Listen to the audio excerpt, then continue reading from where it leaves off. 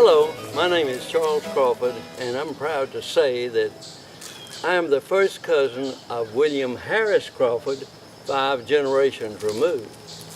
Now, he was a real handsome and distinguished individual, and probably one of the finest individuals that ever came out of Oglethorpe County. He was also one of the tallest at 6'7". Now, he devoted his entire life to the service of his country, of the great state of Georgia, and to Oglethorpe County. He was born in Virginia in 1773, one of 11 children. When he was almost grown, his family moved to the new frontier right down here in close to Augusta, and there he went to law school at Richmond Academy. After he got his law degree, he moved directly to Lexington and began to practice law here. It wasn't too long until he was recognized as one of the finest lawyers, judges, statesmen, and politicians that you can imagine. But he also had a reputation for being somewhat of a rascal. Now, my neighbors have called me that. I don't know what they're talking about, but that's another story.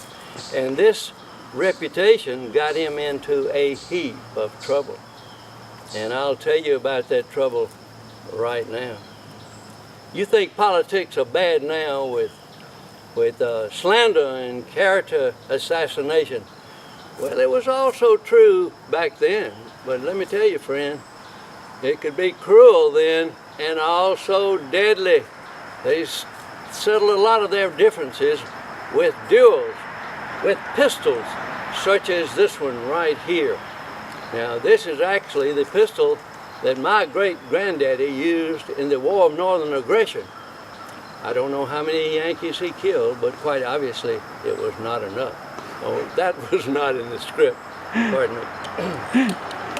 Well, his main problem was with a conflict of opinions with a General John Clark, the son of Elijah Clark, for whom Clark County is named right over here. Well, the issue was this. In Congress at that time, there was a vote as to whether or not Georgians could be allowed to buy Indian land next to the Yazoo River in both Alabama and Mississippi for 1.5 cents an acre. Well, old General Clark, he was anxious to get his grubby hands on some of that cheap land, but Crawford thought that was immoral and a travesty to almost give land to people. So he voted against it. That created this conflict between Clark and Crawford to the point that they argued, they cussed, they fussed, and finally said the only way we can settle our differences is with a duel, with guns. Well, Crawford survived 4 duels with Clark.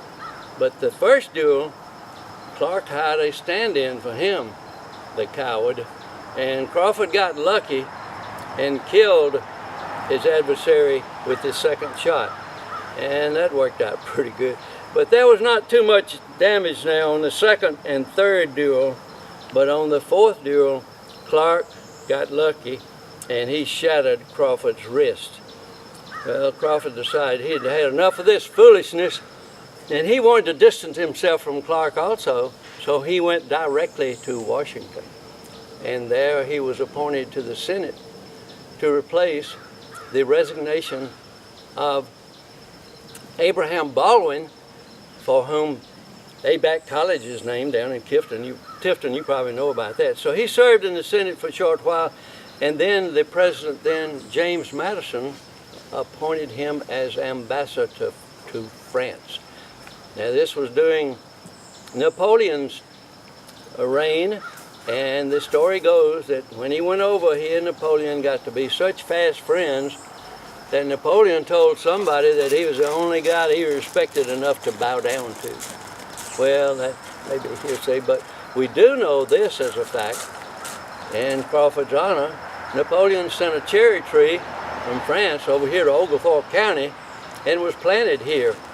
We don't know where it is or one of its ancestors is, but it could be here in Oglethorpe County even today, and it might even be here in Goodness Grove. So look around when you have a chance.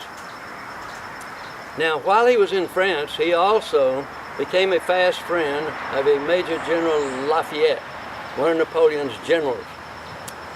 And the story goes that they became such fast friends that when Lafayette came over here to visit Crawford, he brought with him and gave him a 7-foot-long sofa stuffed with camel's hair. Now, the last story we know about that sofa was it was located in Athens at a cousin's house, Annie Crawford, on Hill Street. I don't know where it is now. But when Crawford came back full-time from France to America, he went directly back to Washington, and there was appointed to the cabinet of President James Madison. At that time, he was appointed as the Secretary of War and then as Secretary of Treasury. Unfortunately, he inherited a debt of $120 million that the United States had incurred as a result of the War of 1812. Well, due to his superior being, he was able to pay off that debt in a relative short time. And let me tell you, friends, $120 million at that time is equal to several billion dollars now. But anyway, he was considered such a fine and stellar fella, paying off that debt, that he was considered the top runner for the presidential election coming up in 1824. Unfortunately, he suffered a stroke. In 1823, supposedly as a result of some medication that was given him by an ill-trained doctor for some other malady or disease.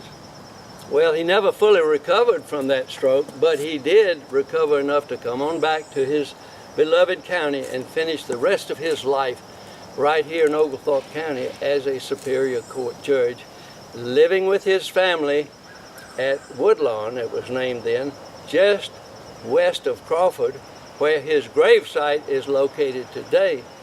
And you might be able to pop in there and check that out on your trip back towards Athens. Now, did I tell you that he also, no I didn't, but I will tell you that he was one of 8 children himself. And remember, he was one of 11 children by his father.